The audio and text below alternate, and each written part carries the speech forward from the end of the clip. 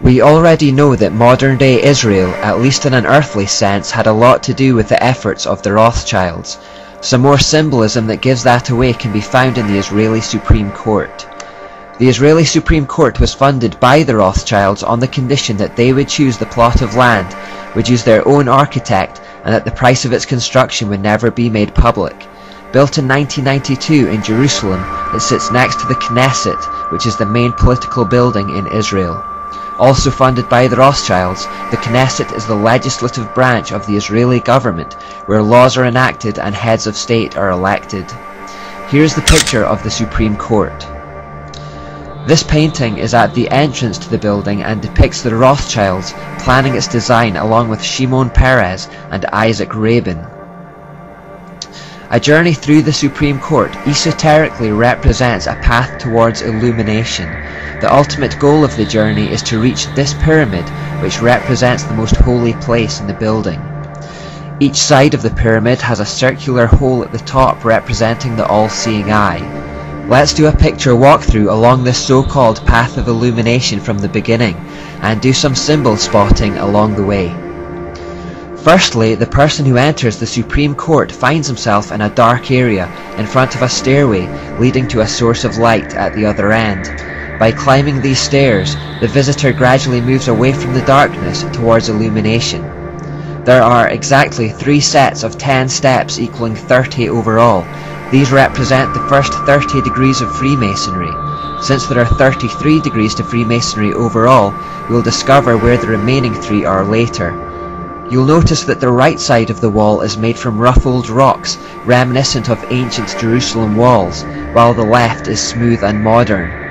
This represents the timeless nature of the occult teachings that have been transmitted from ancient Babylon to today, and is a repeated theme throughout the Supreme Court. Having climbed the steps, the visitor finds that he is on a high point with a great view over the rooftops of Jerusalem.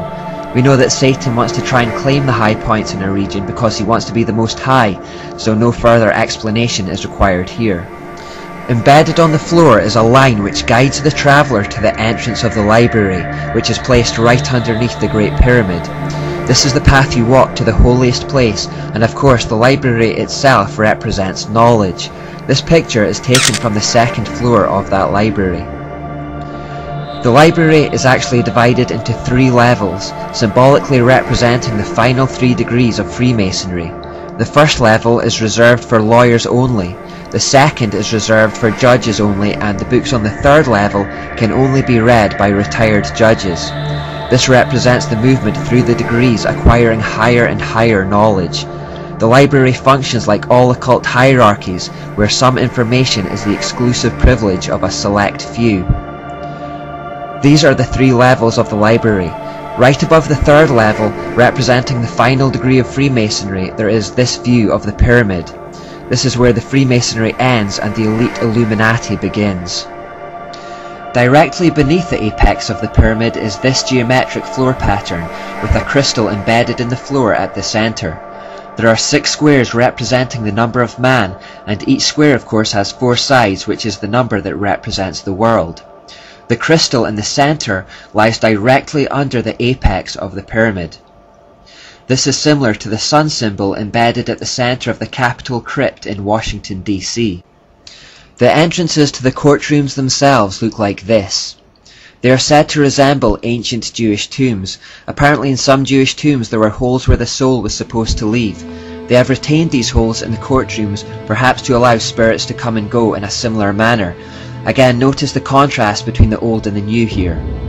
The prison cells, the courtroom and the judges' quarters are placed one on top of the other, symbolizing the tiered society as proposed by Plato and the Enlightenment thinkers. The ruling elite at the top, represented by the judges' quarters, the auxiliaries like the police and civil servants in the middle to enforce the decrees of those at the top, represented by the courtroom, and the massive ignorant prisoners below. This is one of the courtrooms. The judge is illuminated by a natural source of light at the far end, symbolically representing the light of the divine, guiding their wisdom. They retire to their quarters at the top tier to make a decision and then descend back to the courtroom below to bring their illuminating wisdom to the world. Now let's start making our way outside. No occult structure would be complete without the obligatory sexual symbols, and the steps outside the courtrooms provide this feature. Again, this needs little explanation. Once outside the building, we are then invited to visit the Dorothy Rothschild Grove. We find this plaque on the wall with the arrow. Alongside it, we also find this plaque, which also contains an all-seeing eye. Sorry about the quality of these, I couldn't find anything more clear-cut.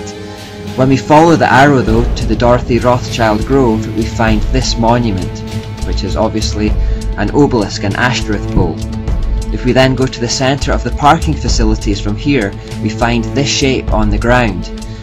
Now some people have suggested that this represents a cross so that people can trample on it as they descend down the steps.